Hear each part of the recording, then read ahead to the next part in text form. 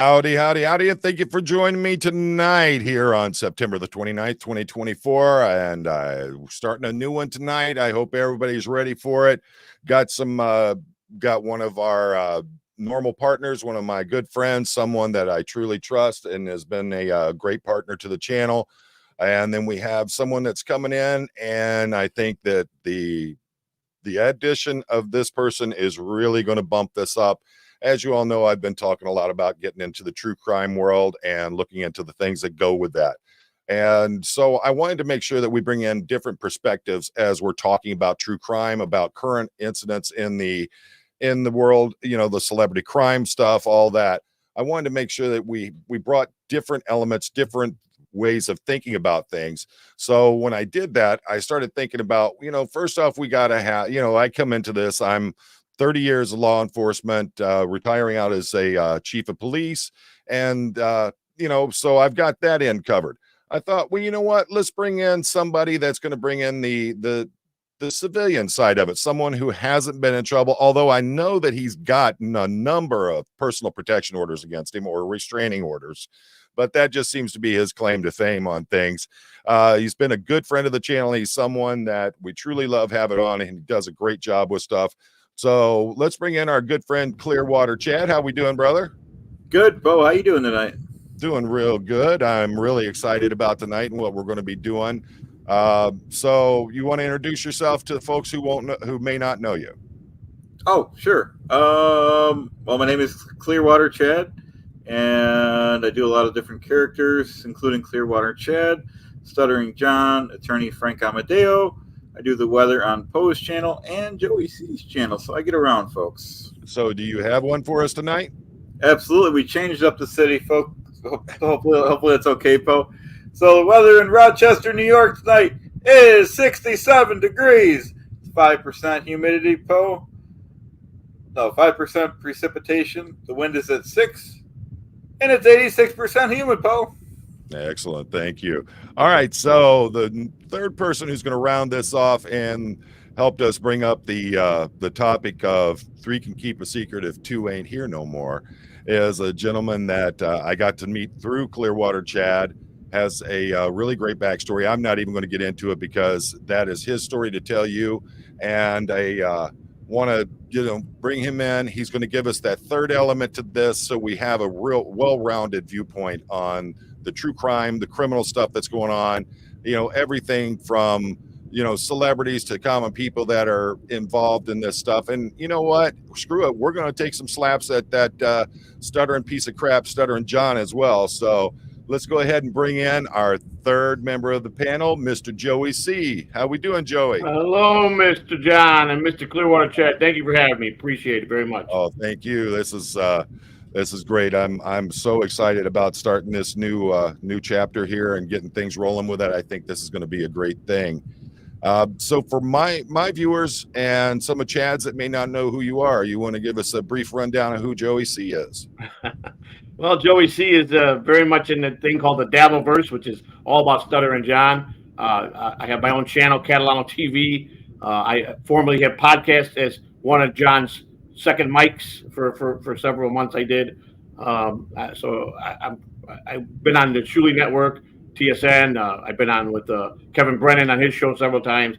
Ray DeVito, all the comedians I've been on, just about Pat Dixon. So like I said, we do our own channel. We've done over 1,000 videos, and I'm all over the place. I'm still trying to find a place that's I'm content with a show that I'm going to do. I do a morning show right now, Monday through Friday.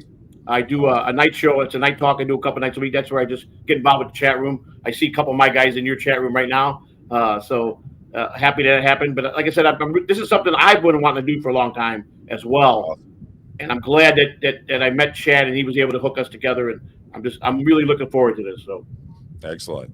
And VHS Collector, it's not Joey's on the Criminal Element with Poe on the Go. This is the Criminal Element, Joey C, Poe on the Go, and Clearwater Chad. We're doing this together. This is a panel we're going to be doing about different things, anything from, celebrity crime to unsolved cases, all these kinds of things. We're going to be bringing in the different viewpoints on it. And of course, we got to spit in the face of Stuttering John every once in a while we're at it too. So who deserves it better than him? So He does, that's for sure. I'm going to ask you, is the Dabbleverse coming to Detroit? Yes, that's what WATP and Carl Heberger. He's real big with the Detroit radio station that he does once a week, and he's got a great fan base. So they'll be there. I'm going as a fan, first and foremost. Ray DeVito's calling me right now. That's funny. That makes me crack up.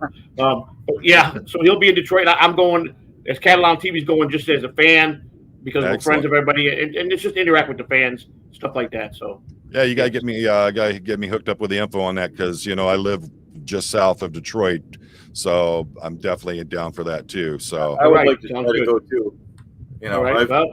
Yeah, and Chad, you got a place to stay, so bring it on over, brother.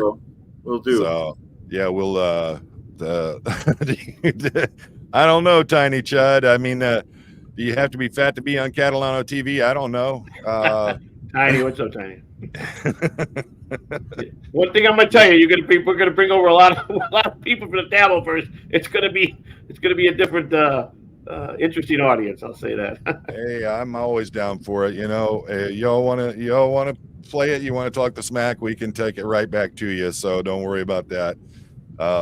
Tiny Chud, next time just make sure you stand up when you talk to me, son. You'll be all right. So all right. So Joey, bringing you in, one of the big things I wanted to do with this is I wanted to bring in someone who had, links to the criminal side of things. And, I mean, for me, one of the things is, and you and I have talked about this, Chad and I have talked about this, what people have done in their past, I don't hold it as that's who that person is. What I see somebody who's experienced something that I haven't experienced and can give us a viewpoint on things that I won't have, Chad won't have. So I definitely can do that. Help us out with that, or absolutely, I would be honored to do that. Awesome. So if you want, can you explain a little bit about your background that brings us into that? Well, I was born and raised in the city of Chicago in a very, very, very poor neighborhood where there was a lot of, drug addicts, prostitution, a lot of, pimps back in the 70s and stuff. As you know, at Detroit and all the big cities had major pimps. And my father was a police officer who left us when I was a young child, never cared for us. My mother was a single mother. We were destitute to live with my grandparents. So I had to grow up fast. I was on the streets. I went to work at 9 years old to put shoes on my feet, to have clothes for school. I got involved with some bad stuff. I got blessed, and at 13 years old, I got a job at Wrigley Field as a major league bat boy on the Busy Clubhouse, and that saved my life from going to prison or being killed. Probably I would have been dead already long time ago, or I'd be in prison for the rest of my life. I wasn't messing with gangs, but the upside is I'm a 100% Sicilian, so I have family members that were on that side of the world. So with the street gangs, I was kind of like a little bit of royalty because they knew that they really couldn't mess with me because they were in the minor leagues and some of my family were in the big leagues. So I had the best of both worlds. But I grew up and I worked in professional baseball and minor league baseball for 25 plus years in the minor leagues, and I had just under 10 years at Wrigley Field as a bat boy. But I had struggled with one thing, that I got a lovely family. I've been, this is my second marriage. I got beautiful kids, grandkids, but I struggled with addiction for almost 34 years. And that was the toughest thing for me to beat. Unfortunately, I don't got a heavy rap sheet, but I've been in trouble a few times. But I've always been, when I got caught, I paid the price and I made amends for it. I paid back what I did if I hurt anybody in the process. I just recently got out of prison for the first time. I got out released June 23rd, 2022, due to a thing that my wife had got involved with a federal case with FEMA. And I lied to the federal agents, and they charged me with making a false statement to federal agent. And to be honest with you, John, if it happened again, I'd do it again. I would do it again for her. That's how much I love her. So that's pretty much it. We were talking about that, and I think you did what a husband's supposed to do. You were the stand-up husband in that situation. Somebody's, people, why you still with her, that kind of stuff. You know what? That's a modern thinking. Right. We're old school. Right. When you marry for life. That's how it is. That's you with that person, you created a family with them, and you be you be that person. You're the husband. You're supposed to be the stand up, the protector. You know, Lord knows my wife is my sin eater. You know, Yeah. she shoulders a lot of the burden that came on me that helped me make it through a lot of the stuff I saw as a cop. Yeah. And you know, you don't just turn around and just walk away on that. That's You just don't. yeah. You can't, John. Here's the thing. You know, your man is only as good as the woman on his arm. If he's got a woman pushing him and keeping it positive, even if she thinks your ideas are dumb, if she keeps you positive and say, you know, and tells you you could do this and just believes in you, you're going to be a better provider. You're going to be a better husband. So I was blessed with that. So I'm blessed with that now. So it's been a great 10 years. So. And I see you and I got both the same kind of setup. My wife lets me know when something's stupid or she thinks it's going to, you know, cost us more than it's going to earn us. But she also supports me in the things that I want to do. So, I mean, I've been very fortunate with that. Me too. Yeah. Let's see here. Misfit wants to know why you send pictures of children to Lou. Who's Lou? Now, first of all, it's not true. That's just one of the trolls I have. Lou is my co-host on my morning show. All right, Big Lou. Yeah, Lou's a good guy. Lou's a great guy. He is great. No, Tiny Chud, I prefer my apples without a stem, so you ain't got to worry about that. I mean, you know, I is that kind of a Freudian slip you're trying to ask for yourself? Is that, you know, where your interest is taking you there, Chud? So, you know, hey, it's okay, but I prefer my apples without a stem on them. So let's see. And Ruth, thank you for that super sticker. So, Chad, other than your restraining orders, which apparently do seem to all come from men, what is you know, you're our standard guy. You're the guy who's never been in trouble and always kept his nose clean. So tell us about Chad's history. Unfortunately, it's pretty dry. You know, I've gotten very minimal. I've been pulled over very minimal times, and nothing criminal. So I'm the layman here. There you go. And if you're one of those folks that got gifted one of the 10 memberships from Sir Crepidus, make sure you're letting them know you appreciate it. So, and for me, you know, most people know everybody in my channel knows my story. Born in Kentucky, raised in southwestern Ohio. Father was, he and his brother were both in Vietnam. They were Green Berets in Vietnam. Two tough guys. They come home. Dad goes into law enforcement. My uncle became an outlaw biker for the rest of his life. Grew up more time with my uncle than my dad. My dad was an extremely brutal man. My mom is a devout Christian. You know, talked to her every day. Went into the Army as soon as I graduated high school. Came out of the Army. I literally met my wife one day out of the Army. We've been together ever since. Moved up here to Michigan, where she's from, because there literally wasn't no jobs in that hillbilly town that I was raised in, which you might actually know from the story Hillbilly Elegy from J.D. Vance. That's where I grew up, was the city of Middletown. And he saw a completely different city than I did, because the city that I grew up in didn't have all that, all those drugs and everything rolling around like he saw. But, you know, moved up here, became a police officer, and here we are 30 some, you know, the wife and I have been together. Next June we'll be 35 years married, 37 years together, and been together the whole time. Just had a great life. We got 27-year-old twins, boy, girl. I've worked pretty much every position in law enforcement, all the way up to chief of police when I finally retired out. Worked for 3 departments in that time. I retired from the first department. Then I went to work for the City of Detroit Police Department, and then ended up as chief of police for a small department in southeastern Michigan. So that's me in a nutshell. Never been in trouble. I am retired now. I do appreciate my edibles and my green. So well, that's a good backstory, John. That's great. Great. Yeah. But yeah, so, you know, that's one of the things I wanted to do, is I wanted to bring in these 3 different elements in talking about, you know, what's going on in crime, look at some cold cases, look at some stuff that's going on. I mean, we got the case now, Dog the Bounty Hunter's involved with it out there, with that young man who's on the spectrum that has disappeared. You know, we got Danny Masterson and the things that he did and how that's going on, and how Emily Armstrong is now, who was one of his supporters in his early trials. Now she's lead singer of Linkin Park, and they're acting like none of that ever happened. You've got Sean Diddy Combs, and look at all the crap that's coming out of that. So, Yeah. Joey, what other cases you've been thinking about? Well, there's a case here in Florida that's been unsolved for over 30 years, the Jennifer Oden case. For me, I've been in Florida 24 years. I'd like to get to the bottom of that. They do have, I guess, I don't know if they officially charge it, but there's an interesting backstory to that. For 35 years, they didn't have a suspect. They were just ran cold. It's a cold case. Now, this is the tricky part. My wife, who I'm married now, her first husband, when she was just right out of school, out of high school, got married and had 2 children with, his father turned out to be a serial rapist.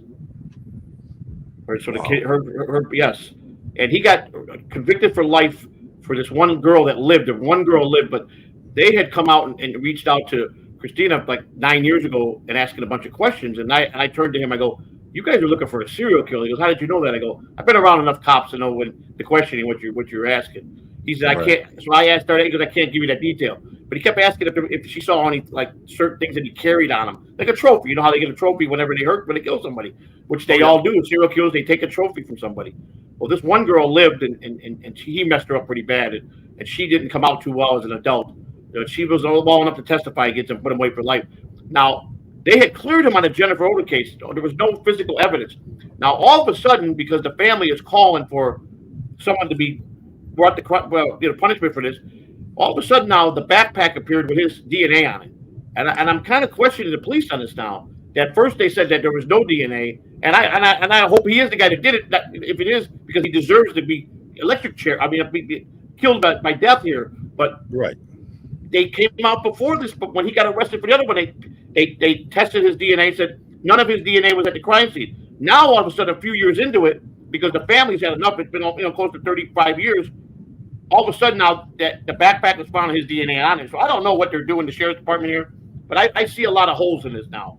He's already got a life sentence, so they're trying to charge somebody just to make the family happy. That ain't right. You know what I'm saying? Right. Now, does Florida have the death penalty? Yes. Okay. See, we don't have it here in Michigan, so I know they do in Ohio.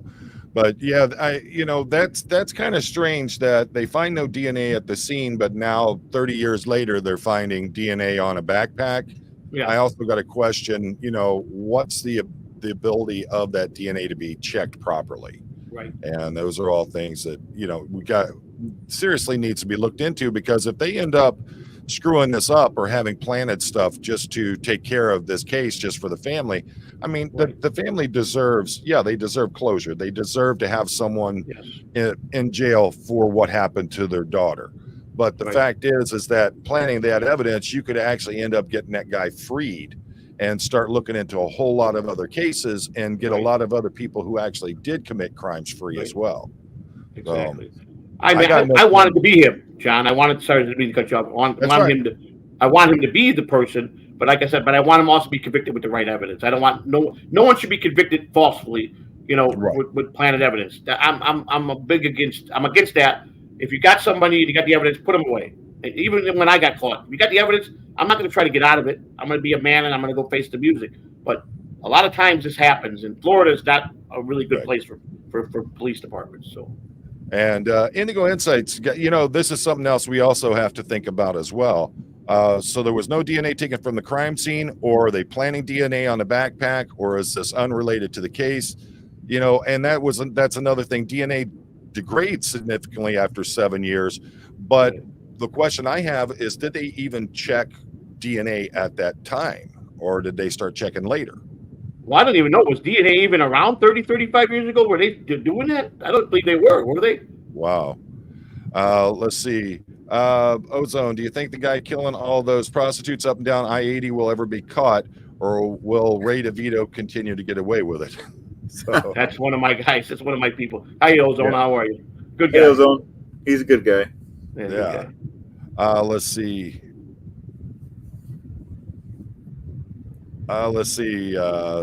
Ruthie Ray called and wants Joey to go on his 840 show tonight. So. I know, he was ringing my phone. I got no desire to go on Ray's show tonight. So.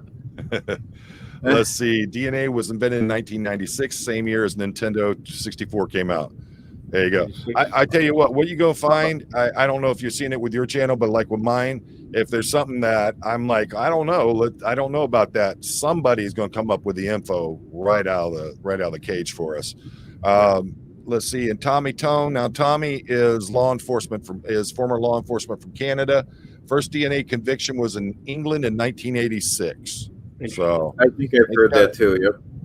Got a standing history with that. And folks, if you are new to seeing Joey on here and everything, I've got the link at the bottom for his channel, so you make sure you check him out. He does a lot of great content over there. And I'm very happy to have Joey coming on here and being part of this.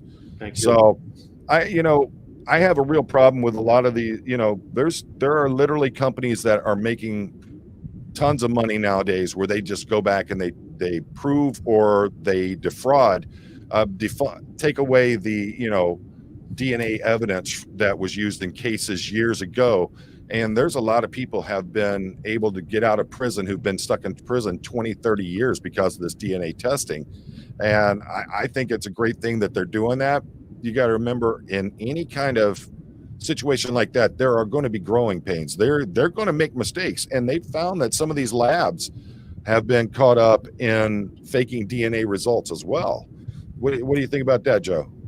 I believe me, we park our cars in the same garage here. It does happen. There's a lot of stuff going on with these companies and with the drug testing companies. A lot of stuff that needs to be brought to attention. I think our government needs to step in and do the right thing by this, but they don't. That's the problem. We have to have someone get killed, or it's like a traffic accident. You got a bunch of accidents at a traffic corner. They don't do nothing until one of theirs gets killed and somebody they know. Then all of a sudden they put the lights in. You know what I'm saying? When the families are on the block are trying to get this light in at the corner for years because there's so many accidents. It's just a shame how society works. But and it's not society, it's the government. Yes. The government rarely ever does anything proactively. Everything is reactive, and they always react so violently compared to how you should react to things. They always go over the top on everything when they're making something, and it's all about getting as much publicity as they can. These politicians, all they see is, here's a chance for me to grandstand in front of some microphones and some reporters, and next thing you know, they're passing these crazy laws. So exactly. Yeah, it's they need to take accountability instead of covering everything up every time. I agree. They get caught. Indigo's Insights. DNA was discovered in 86, but the first U.S. conviction was after 96. Thing wasn't trusted as verifiable source because how easy it is to transfer your DNA. Tech has grown recently. It's grown significantly. Yeah. There's even people now. I mean, one of the things they used to use bite mark analysis.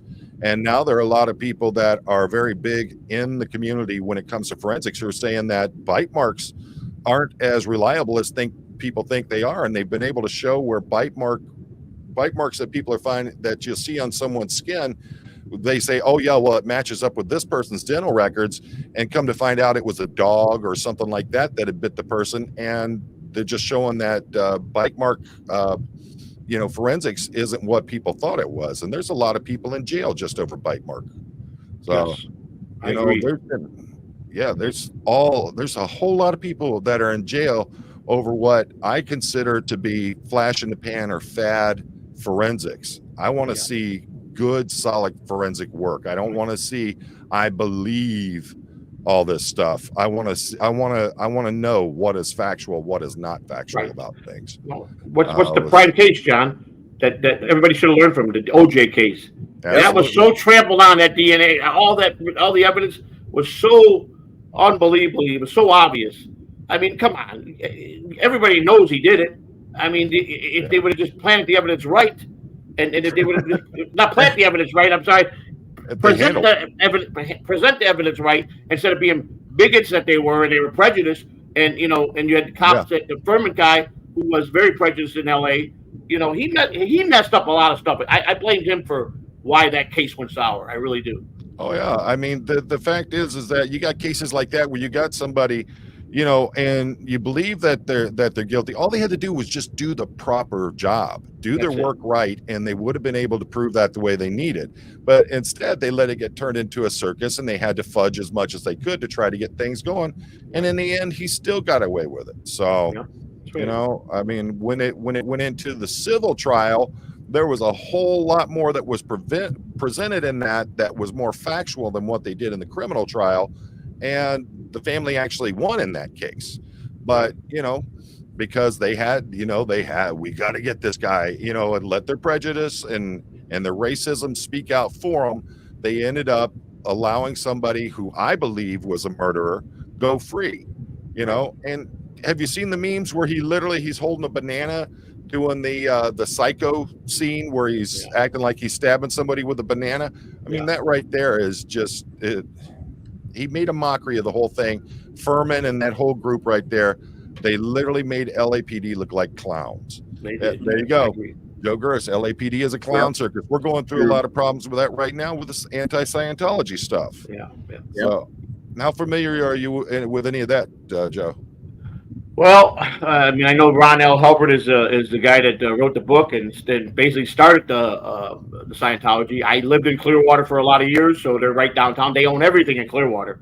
They're from Missouri Street all the way into deep downtown before you go to over the bridge. They own every single building. They just unbelievable how rich they are off of the Scientology. On the off season, I had a cab. I drove a taxi.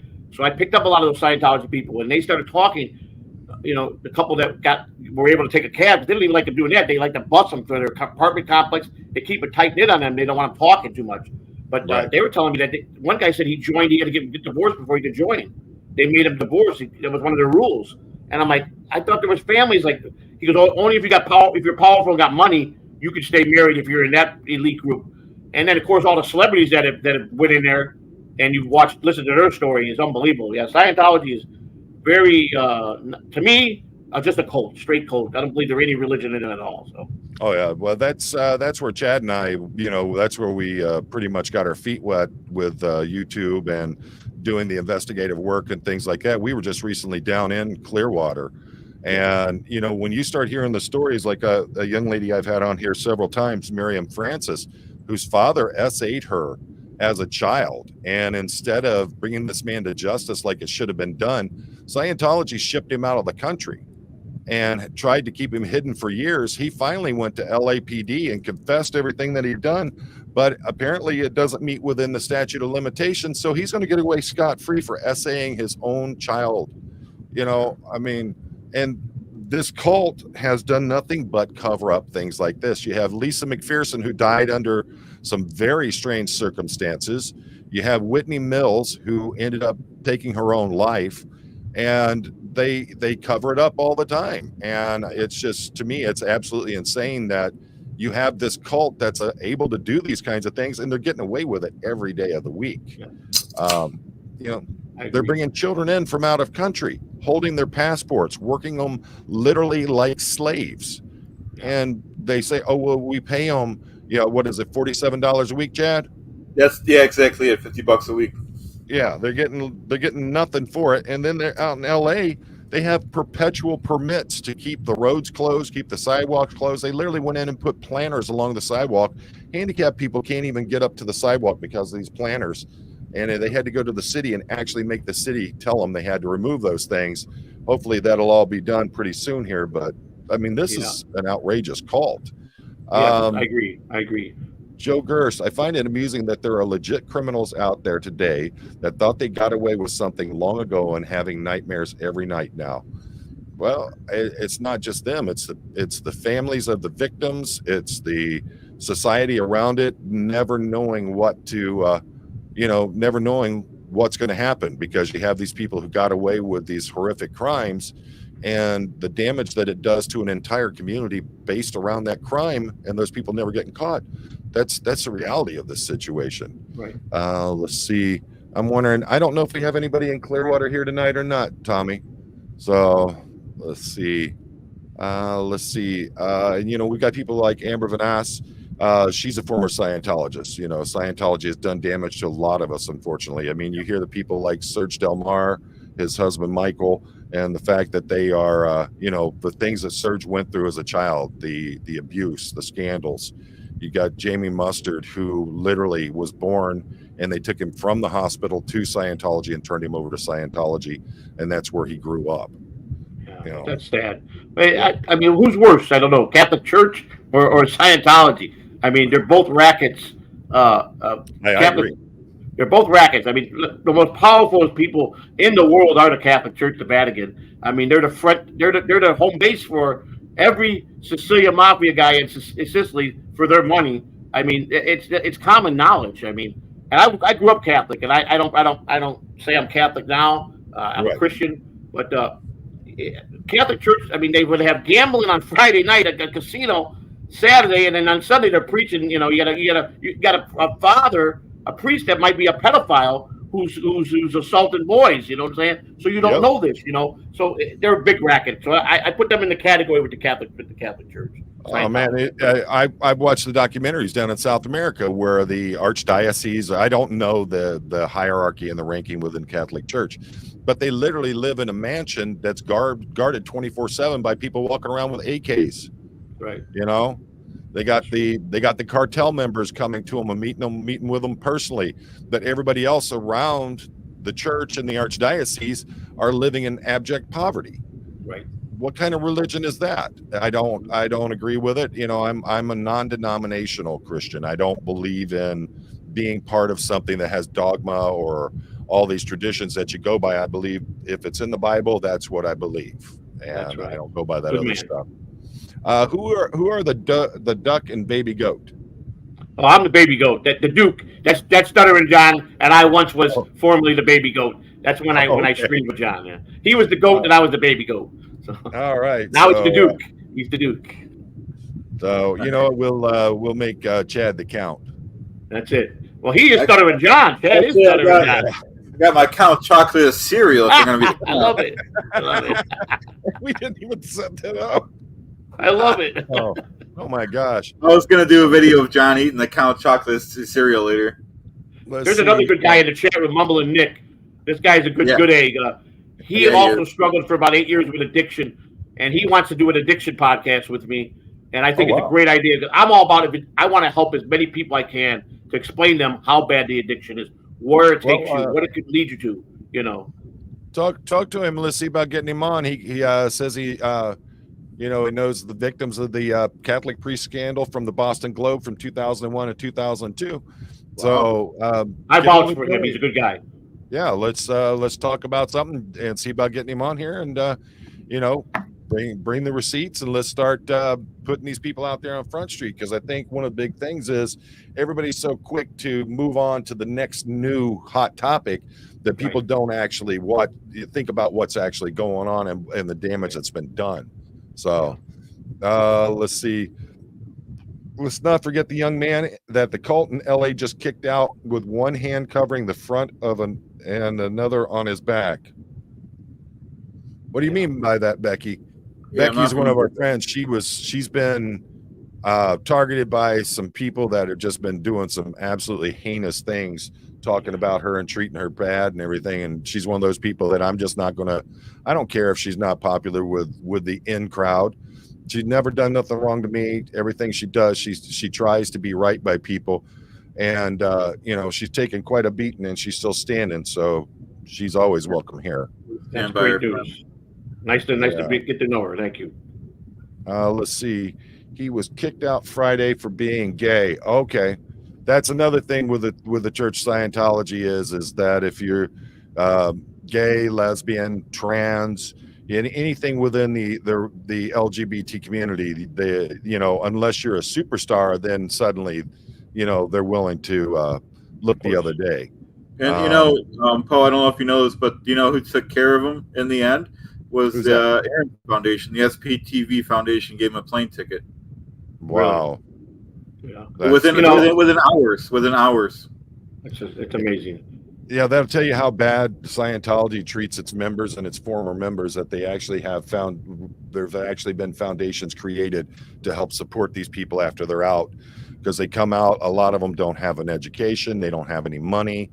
Their family disconnects from them and will have nothing to do with them. It's like shunning within Jehovah's Witnesses or what do they call it? Excommunicado with the Catholic Church. Basically these people don't exist in the eyes of their family and friends anymore. And that's a real, problem they have there. Sir Crepitus, friend of mine, former LA County Sheriff's Deputy, he's part of the channel as well. Becky has done nothing wrong to anyone. If anything, she's been very kind and generous with her time and knowledge. Let's help her as much as we can. Then we want to help people like that. I want to help people like that. I just want truth and justice to be right. I want everybody. You're going to lay the cards out, lay it out all the way. Don't put evidence in. Don't talk half truths. If you got someone dead to right, prove your case by doing the right thing, and then put them away. That's just fair and square. That would include either for me, if it was you that was caught doing something, or Chad, I would feel the same way. I wouldn't change that across the board for anything. But I don't like anybody framing them. I don't like people getting framed or being locked up when they're not guilty. You know what I'm saying? That's the part of the point about the truth is truth is sometimes ugly and it's offensive and it hurts people, but it's the truth.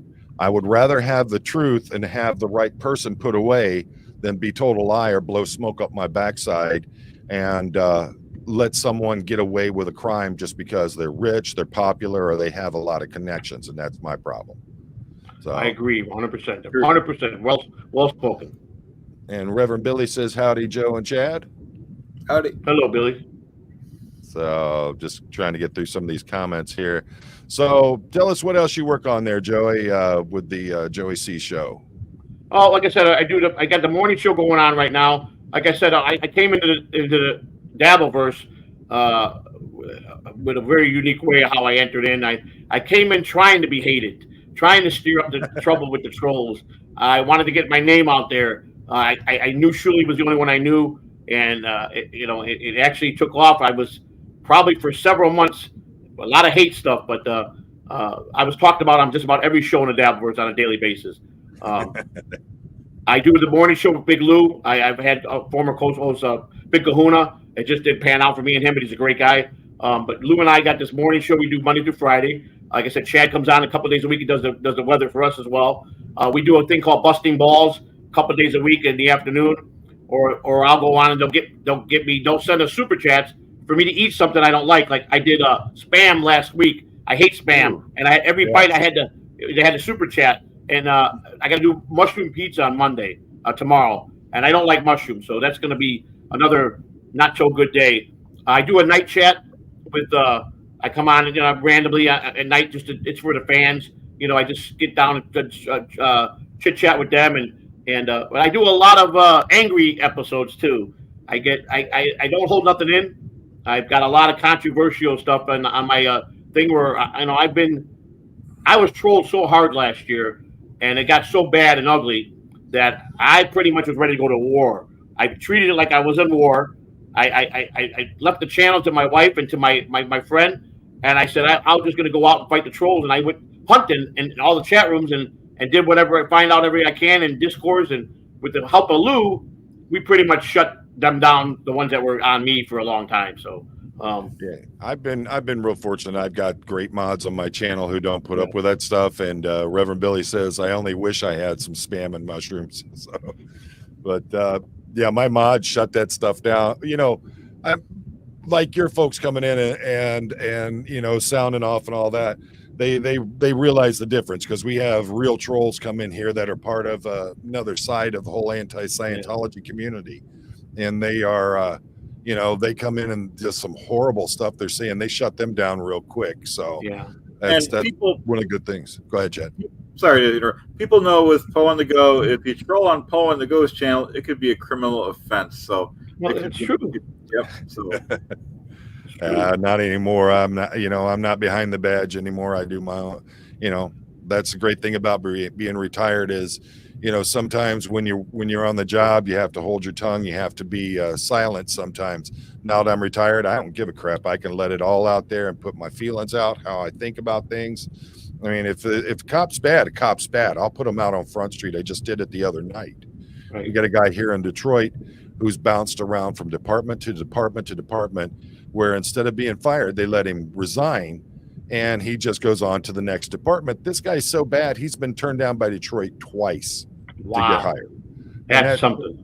Yeah, that's crazy. You get, but now he's working for the sheriff's department as a corrections officer, and people are just trying to figure out how it is this guy keeps getting hired in law enforcement. Does he have clout somewhere? Does he have someone in his pocket? He's got to have somebody in his pocket. That's just the dirty secret of the job is that you get those folks. We've all heard about people who can fall into a pile of dog crap and come out smelling like roses. There's Stutter guys John. like that. And as long as you're not being terminated by a department, then it doesn't go on your record as a termination. It just says that you resigned. Right. And you can make up any story that you want, because a lot of these guys threaten to sue their former departments, and their department can't put the information out as to why they were asked to resign instead of termination or allowed to resign. So all they could say is, yeah, they resigned. That's all we can say about it. Let me ask you a question, John. Now, this is more of a law enforcement question. I know how it is in Chicago and with some certain people that I know are cops. You're an honest cop. Let's say you're the perfect cop. You just don't take envelopes. You don't take no bribery. You don't. But you hang with the guys. You're 100% with your partner on the street. But you're just not involved whatever he's doing. You're in a situation now. The eyes are on you guys, and they know you're the straight one, and they come to you. Do you cover for your partner, or do you give them up? No, you're gonna be honest, and everybody knows that. They wouldn't come to me in the first place because they know I don't put up with that. Right. I'm not. I don't do your job right, or don't do it. Find another career path. There are jobs out there that will pay you a whole lot better to get spit on and cussed at by people that hate you. So, if you can't do the job right, or your ego can't allow you to be a good cop, then find another job. That's how I feel about it. There are guys that I've pushed for their termination. When I was a young officer, I had a senior officer came in and started putting hands on one of my prisoners. I literally grabbed him. You don't touch my prisoners. You don't touch my arrestees.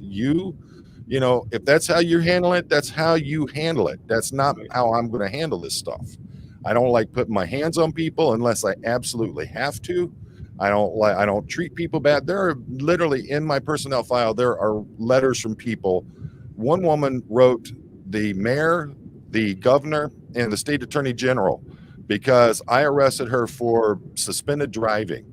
And she said that's the first time in her life that she'd ever been arrested for it. She is a mother raising her children as a single mom and doing everything she can to get her kids through school and give them some kind of life. And she started getting into that whole vortex of, she gets a ticket, can't pay for it. It's either I feed my children, keep a roof over their head, or I pay for this ticket. And she, once that starts, it's this mountain of weight on you that they use the judicial system for. Right. And she said it's the first time she'd ever had someone arrested her who treated her like a human being. Yeah, that's how I feel it should be. Just because you made a mistake. Now, if you touch a child, you do something to a child, you end somebody's life, you're drunk driving, and you end up harming other people, that's a different story. Right. But if in a situation like that, why would I not treat her with respect? Right. With some kind of civility. So I agree. I don't play that game, the old boys network or whatever. Vito, I don't like donuts. I'm a diabetic. I don't have nothing to do with the donuts and stuff, but I could tell you that all came about because donut shops being open early in the morning or being open 24 hours, they were getting robbed. So what they started doing was giving out free donuts and coffee to the cops, and the cops would be staying in there all night long. Correct. So, yeah, that's how all that came about. That's it.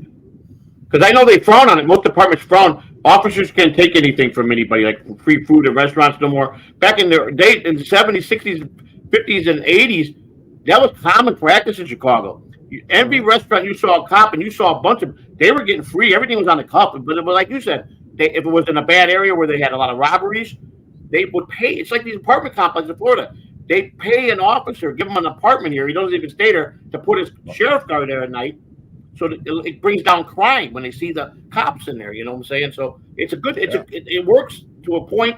But back in those days, I think it was a lot more payoffs.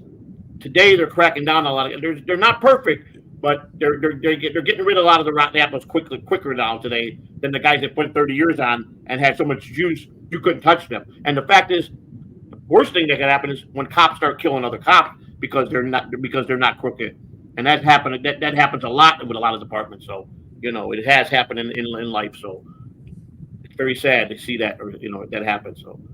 Yeah. And let's see, Vito, that's interesting. Poe, I feel they deserve free meals once in a while. Thing is that, Chad, where's my favorite places to eat? The mom and pop places, Poe. Absolutely. I don't like corporate crap. So when I go to a mom and pop, I'm paying because these are local people trying to dig their way out of poverty, whatever they got. They're trying to run a business, raise a family on what they're doing. Yeah, I'm going to pay them. And if they refuse my money, I'm leaving a tip on the counter for as much, if not more, than what the meal would have cost. But the thing is that I support local people. I support the mom and pops. If I'm going to McDonald's or something like that, I ain't got no problem if they're going to throw me a burger and a fry and a drink. Right. All right. What's that going to hurt McDonald's? Multi-billion-dollar corporation. They don't care about nobody. Right. But mom and pops, I ain't taking nothing free from them. Yeah. So exactly. Good man. Thank you. I believe you got to have honor. You got to have dignity in the job. The badge doesn't make the officer. The officer makes the badge. That's and true. if you can't carry yourself with some kind of dignity and respect and honor, then what else? Integrity is important. Integrity is important. And let's see. I'm just looking at some of the comments. Yeah, you got some good ones coming and say some interesting things. So gotta be from my crew. Yeah, Tommy was talking about he was in a Tim Hortons and the guy in front, he was working and guy in front of him tried to rob the Tim Hortons with him standing there behind him. You see criminals do some stupid things, man. I mean, yes. it's not the criminals who know what they're doing. They pull off some legendary stuff. It's the guys who try to take that, that quick ride on something to get, try to do something real quick, and they end up doing stupid things. But your top-notch criminals are professionals at that shit. They are. So I agree. Let's see what else is in the news nowadays. Well, tell me about this Stuttering John guy. I keep hearing about you guys. Well, Stuttering John. You want to tell him, Chad? You want me to give the backstory? You can give it. Okay. Stuttering John was an intern. He started out on a Howard Stern show. I believe he had 10 plus years in with the Stern show. He was always in trouble with Howard Stern. John always tried to be funny.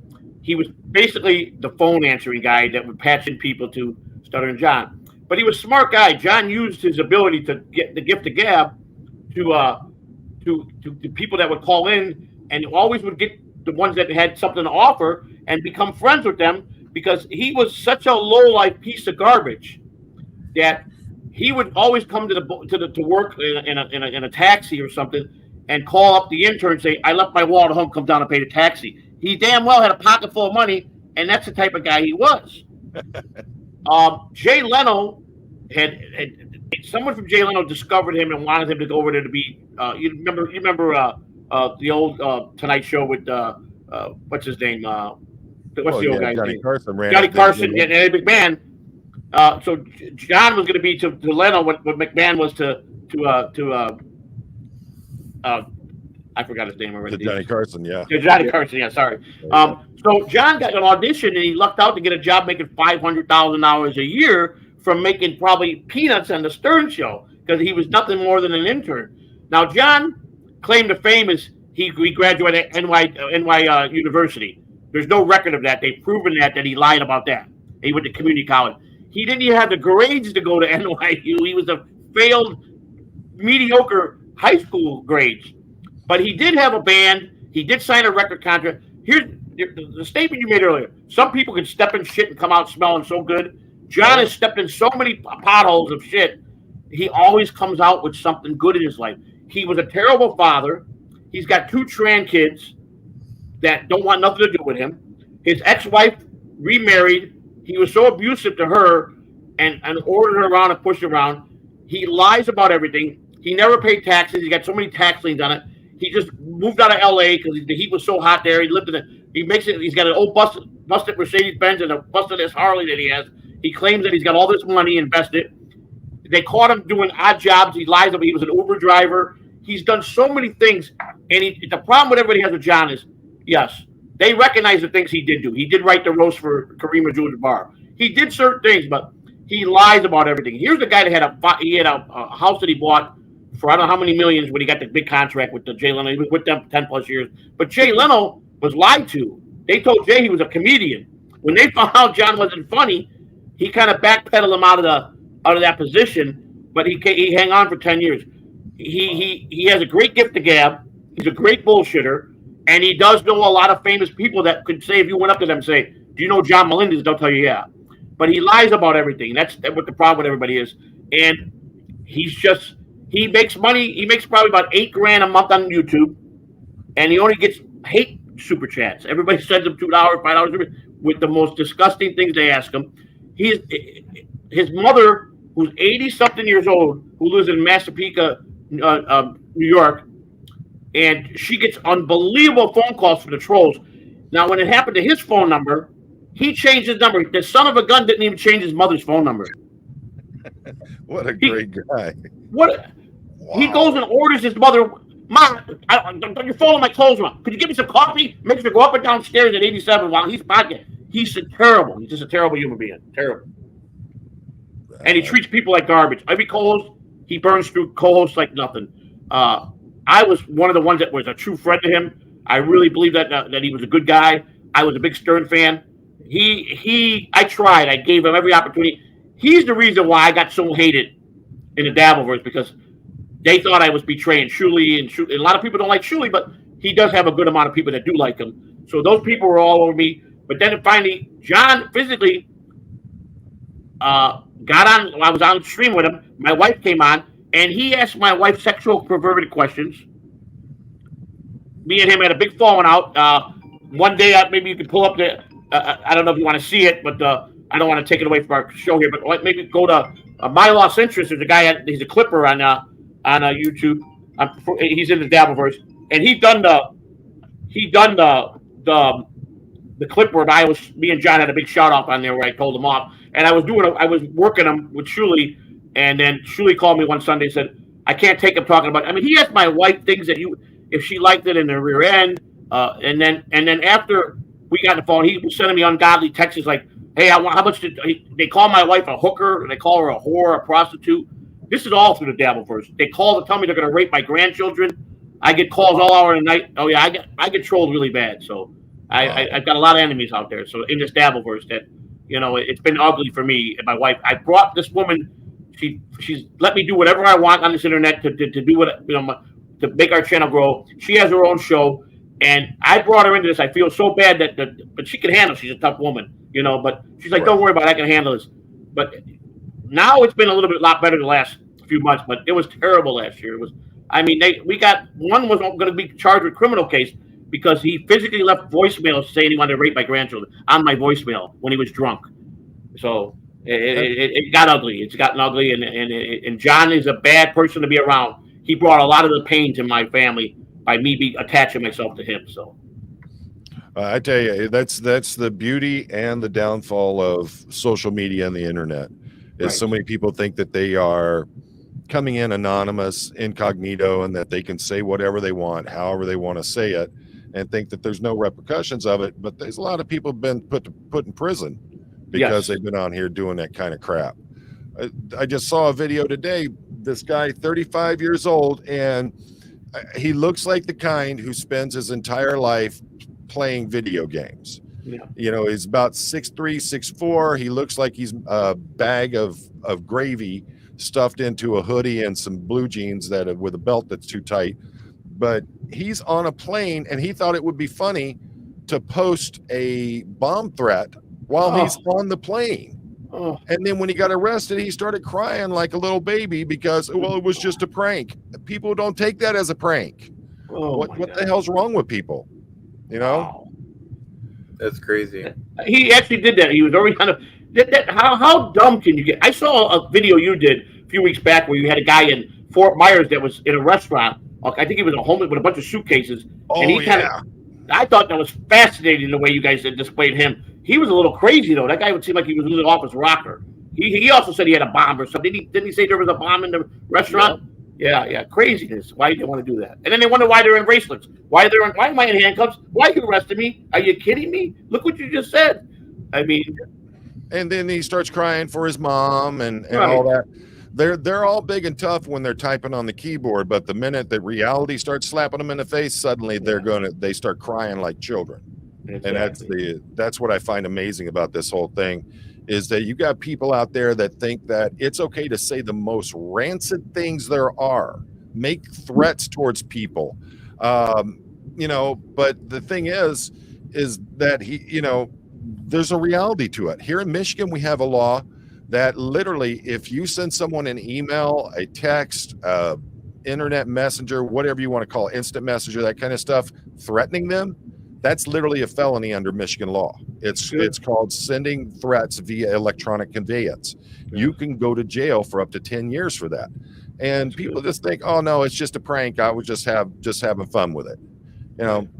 Yeah, well, when you call somebody's wife up saying those kinds of things, you deserve some new bracelets and spending some time at the Gray Bar Motel. So exactly, but I mean, the Dataverse is built on comedians, so they get away with a little more leniency with you do, because everything is satire, everything is comical, everything is Minecraft. That's just how they use this format to attack people. The bad people use that. They think they're protected, but here's the thing with bad people. People that are repetitive, that do the same thing over and over, this is what they live for, they always have the same pattern. Eventually, they're going to make a mistake. If you be patient enough with those type of people, they will show their true colors and make the mistake. You just got to be smart enough to catch the mistake when they do it. And that was where I was fortunate that I waited patiently, took the abuse, and I just waited and laid back, and I got exactly what I said he would do. He starts slipping. It's like a serial killer. It's like John Wayne Gacy. When he couldn't kill a boy no more, grab a boy and kill him, he went crazy. When they had that 24/7 surveillance on him, he was nuts. He was insane because his brain he needed to kill somebody, and that's how they got him to slip up. It's so true. It was a great way that they got him. They had him dead to right, and look what happened. They got in his house and they wrote a book, 32 Ways to Insulate Your House. I've got a great topic that we need to look into. There are a group of guys from all over. Most of them are in the United States. One's in Canada. One was in New Zealand or Australia. They actually started hacking into Xbox and found their way into, all these other companies through back doors via the Xbox thing. And they were in Disney, Microsoft, all these big companies. They knew the FBI and the federal agencies were looking at them, but they were so addicted to what they were doing that they couldn't stop. And it just kept going on and on and on. And they all ended up with big time charges against them. But I think that's a real good story for us to go over how these guys actually did this stuff and how it was their addiction to proving that they could do it, that they were these big guys on campus, and how it ended up screwing a lot of them over pretty bad. Yeah. I think that's an excellent example of it. And Indigo brought up another one, is all these people swatting other people. Yeah.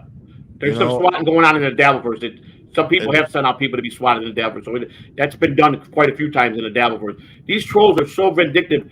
They'll send ambulance to do wellness check on you. They send food to your house unpaid, and you get to go. Delivery guys there, and they're like, you got to pay for this, and try to get you in trouble that way, thinking that you're the one that ordered. They know how to spoof your phone number to make it look like you called the pizzeria or the restaurant, right. And then when they get here, well, you called, don't lie, and they got you. They got police are going to look at, oh, it came from your number. They don't want to look into how they're doing it. There's some people on the internet that are so good at what they do. It's just here. I don't believe in running from nobody. I don't believe in. I believe in being accountable. I've never backed down from anybody. I don't start trouble. I'm pretty nice guy. I treat people with respect, but I will not back down and let anybody come and harm me. You understand? Or try to hurt my family. And they don't understand that. They don't understand. Why do you always get so serious? Because I'm just not. I told you guys, beginning. I'm not a comedian. I'm not a guy that I take a lot of things serious. I took my stories that I told. I came on with my addiction stories about my life. I wanted to help somebody. This is a good guy right here. This is one of my partners, Cut of the Jib. Great guy. He's a great guy, musician as well too. Good guy. Awesome. But so I just I'm all about being accountable and being fair and just being and I'm one of the most honest guys in the Dabbleverse. They call my stories all BS. They try to take and make me look bad. I prove them wrong every time. They're taking an arrest record of mine. They even doxed my wife's medical records that the feds accidentally let me in. You know, there's a lot of problems going on with now. They accidentally left her medical records open on her case, and then didn't seal it back up, so some people got access to that. And then they lied about it. They forfeited, said my wife had hepatitis. They demoralized my wife bad. I mean, there's a network on the Dabbleverse right now that, you know, the fans are sending all these what they call these chats that come into Super Tip Machine that this Patrick Melton guy and this Moody guy from New Zealand invented, which it's a voice. Like, my voice is all over most of these. Like, people could go pay for a certain voice in the Dabbleverse and write what they want to say, and it'll be in my voice or be in his voice. So they use that. You know, that's being done. They'll use my face and my voice to say horrendous things about my wife that I'm saying it. Oh yeah. Yeah, you know, I mean, with the AI technology that's out there nowadays, terrible. Joe Rogan was talking about that not too long ago, where they had it looked like an interview with him, and I believe it was with Putin, and he said if you didn't know the truth, you wouldn't believe that wasn't Joe Rogan talking to Putin and interviewing him. Yeah. So let's see. Mama June is gonna sue.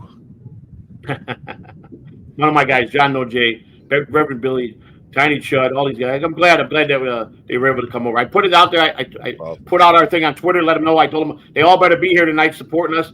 That I put it up on Twitter, and we got their linked my channel to your channel. This is a great thing, and you guys just I got a lot of great people that do come in our chat. We got a lot of good people. We got a great little community, and I'm happy with most of them. But I just be fair. That's all I ask. If you want to come at me, that's fine. If you want to call me on something, I don't care. I will sit there and I'll tell my story the right way, but don't make up stuff about me. They went as far as making a video and falsified sheriff documents that said I was a pedophile. They put this out on the internet. You know, there's a lot of stuff they don't realize could get me killed. Somebody sees this stuff and takes it serious. I go out my door and someone put the rifle right in my head and kills me. You know what I'm saying? Because they think I'm hurting kids. You know, they don't realize that. So. But see, they don't think about the consequences of those things. They don't. Just think it's funny to do it. Reverend Billy, Joey, and Chad, do you think Uncle Rico should change the name because ISO created the name because of his horrific crimes? Listen, first of all, Shuli Egar is a good friend, dear friend of mine, and I love him. He's like my best friend. No way Shuli knew anything like that. Hired a producer that he would have. If he knew anything, Shuli's got a family. He would never hire someone like that. One of his producers turned out to be just got convicted with over 6,000 pedophiles in his computer, and they're blaming the Shuli because him and Shuli were good friends, and they're saying Shuli knew about it. Shuli was blindsided. No, this guy. No one. If you look at the guy the way he was as a producer, you could not get any vibes off of him that he was hurting kids. And now the question is. Stutter and John's calling Shuli to change the Uncle Rico name, which is about you. Why does he have to change the name? It's got nothing to do with anything. That's been the name. Who was the producer at the time when they started? The man got convicted. He's going to prison for a long time. Shuli Network had no knowledge of it, man. And I just wish they would just let it die. And that's what they're pertaining to with the name of the Uncle Rico show. I think that in a situation like that, you go in, you have no bearing that this person or indication this person is involved in stuff like that. It's how you act after you know or find out that they're part of that. Now, if you're still going around like in the case with Emily Armstrong, where what I've heard is that when Danny Masterson was first charged with criminal sexual conduct multiple times and showed up with other people from Scientology, the story is that they were waiting outside of an elevator to confront one of the Jane Does in that case. That tells me right there, you're not only supporting the person that did it, but you're supporting the act that they did. And that's a different case. You should be held accountable for that. But if you didn't know it and you find out the person's that way, once you find out, you cut communication, then how can you be held responsible for that? You exactly. You don't have nothing to do with them. I agree. What's your thought on that, Chad? What's your thought? Yeah, it's a problem as old as America, and I agree with you that Shuli did not know ahead of time, and he made a video about it immediately, and said he doesn't condone that behavior. So he's one of the good guys. Yes, I agree. I mean, Chad and I, we were doing a fundraiser for someone, and someone showed up in our chat that had been sending pictures of his meat and tackle down there, and we had no idea because people that knew about it that it was going on hadn't put it out there yet that it was going on like that.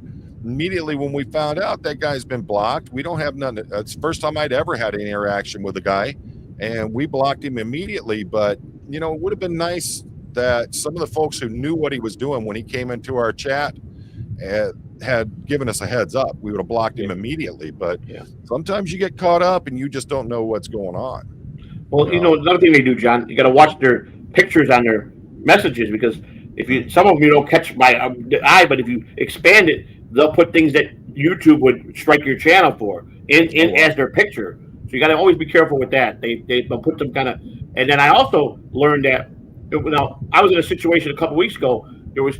My wife noticed it. The pictures were clearly of women's female body parts with spread wide open. I didn't see it until my wife saw it. Those people happened to send me some super chats.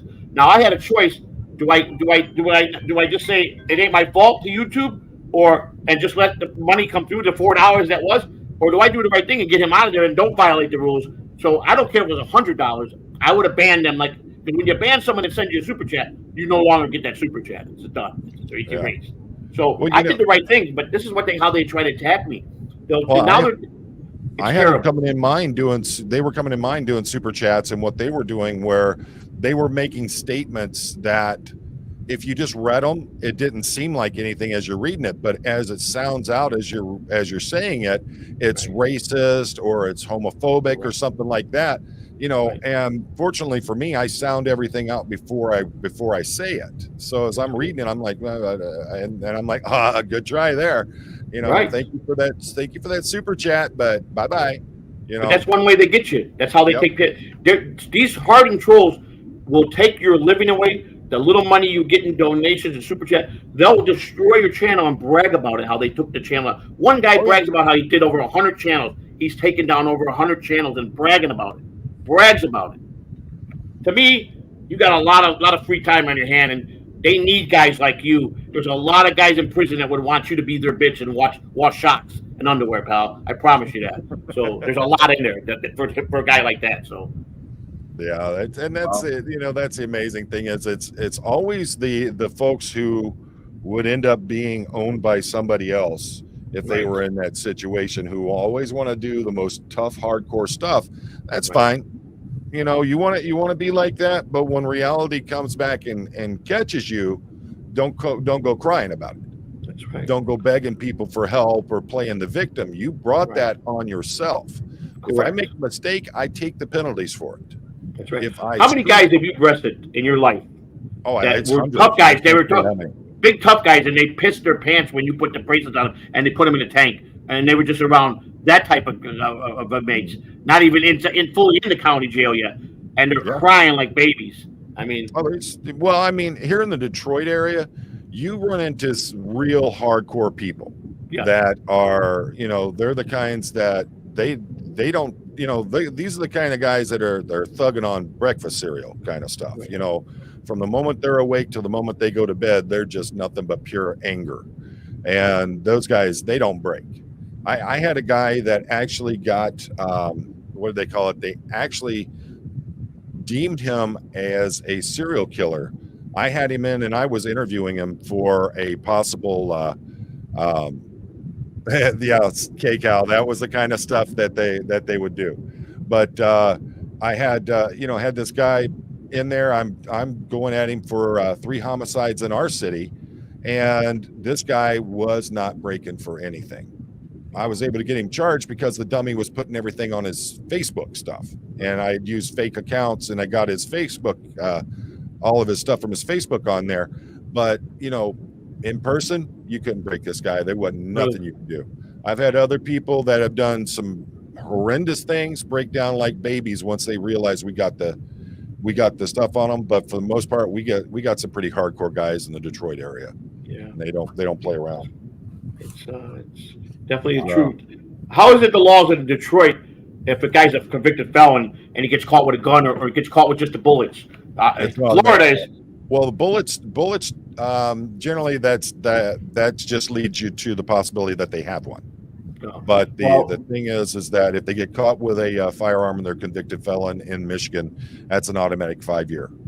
No. In Florida, you have a chance for each bullet. If they just find 5 bullets in your pocket, no gun, up to 10 years per bullet in Florida. Really? Yeah. Yeah. Now, if you're a convicted felon, here in Michigan, it's mandatory 5 years. It's yeah. But the problem is most of your DAs, they want to rank everything together. They want to push it all together, and they'll knock out certain charges just so they can get it through as quickly as possible and get get you to admit guilt to it and take a plea bargain on stuff. That's a sad reality of how things go nowadays. Is you have hardcore criminals that are out there doing stuff, and they're turning around and they're giving them plea bargains. They end up not doing any time on it. And then all the probation officers are so overworked, they can't keep up with the loads that they got. So it's crazy stuff. Let's see. And now I got to watch all the chats before I even think about posting one. Let's see. Mumbling Nick. I grew up in a Catholic family in the Boston area, and my grandmother was a Boston police detective for 4 decades. I speak out against bad cops and religious zealots too. Looks like we have a new channel. Thank you. Yeah, I got no problem. If a cop's a bad cop, I'll call him out. I got no problem putting them on Front Street. Yeah. That's my thing. So, all right. So, folks, I wanted to take this time tonight. I want to introduce Joey. We're going to start doing, Joey, if you're down for it, we can do a Sunday night, every Sunday night, start doing this stuff. Let's do it. I'm ready, man. I'm ready. You good with the name if 3 can keep a secret if 2 are not with us anymore? I got a lot of opinions about that one. So I think we both got a lot of history where we know where that goes. So yes, sir. First of all, if you're gonna do the crime, don't have a co-defendant. I promise you. I ain't gonna tell on myself, but you can't say they're not gonna tell on you. Yep, having partners in a crime is the easiest way to get snitches. So that's it, buddy. That's it. Chad, you down for it? Oh, absolutely, Poe. Enjoy. Your probation officer going to let you do it with all them restraining orders? I'll ask him nice. Let's see. I have no idea. People are asking if you're raising. How are you doing with the hurricane down there? We were good on this one. Tampa, a lot of power went out with some neighborhoods. We were very minimal. Windy, some power down. Our lights went off for one time for like an hour, a little over an hour, and then the second time for 5 minutes, and then it was good. But we were lucky here. Now, my son's county, his mother, my ex-wife, they lost everything. The water rose up all the way into their house, 5 feet. That's what he was telling me. So wow, and, they lost everything. So some places got hit hard. So yeah, I've been down there. We used to go down to Florida. I used to do all. My family had a place down there. We used to go down multiple times a year, and then I always hit Bike Week, Biketoberfest, those kinds of things. And I've been through several hurricanes down there. We've literally taken the motorcycles and chained them to trees just to, try to save them from that. I got a kind of an interesting idea. I think they're always doing it to other people. I think everybody should head over to the Shuley Network and raid them. That's a good idea. So I'm putting the link in there, folks. As it always works with room raids, go in, say howdy, hit that like button, show some love and support for these other channels, because everybody's working their butts off to keep their channels going and bring out content, bring out stuff that people want to see. You don't have to stay there for the whole time, but just go in and show some love and show some respect for them. Chad, you got any parting comments for us tonight? This was a legendary stream, Poe, and I'm glad we're going to keep doing this every Sunday night. I think it was an excellent start. What about you, Joey? I think it was an outstanding start. I'll reach out to Mumbling Nick about getting him on about that Boston stuff. Like I said, I vouch for Mumbling Nick. He's a good guy. People say he's a really good guy, and maybe we can make the connection there to have him on as a guest as well. So absolutely, I if he's bringing something in here that people may not know about, or just bringing us up to date on stuff, have at it. If it's true crime and it's information that we could put out there that people may not know about or bring something back in the light. My grandmother always said sunlight was the best disinfectant. So let's bring it all out there. Buddy. That's it. So, all right, folks, as always, appreciate each and every one of you for being here. I thank you all so much for being part of the chat and being part of the community. I think this is going to be a great Sunday nights for everybody. We're going to be bringing up stuff. Sometimes it's going to be hard to hear. Sometimes we're going to be throwing truth out that you don't want to know about, but it's going to be the truth. And we're going to give you our own honest perspective on things. And as always, folks, you know how it is. Life is short. You get one shot. Make it count.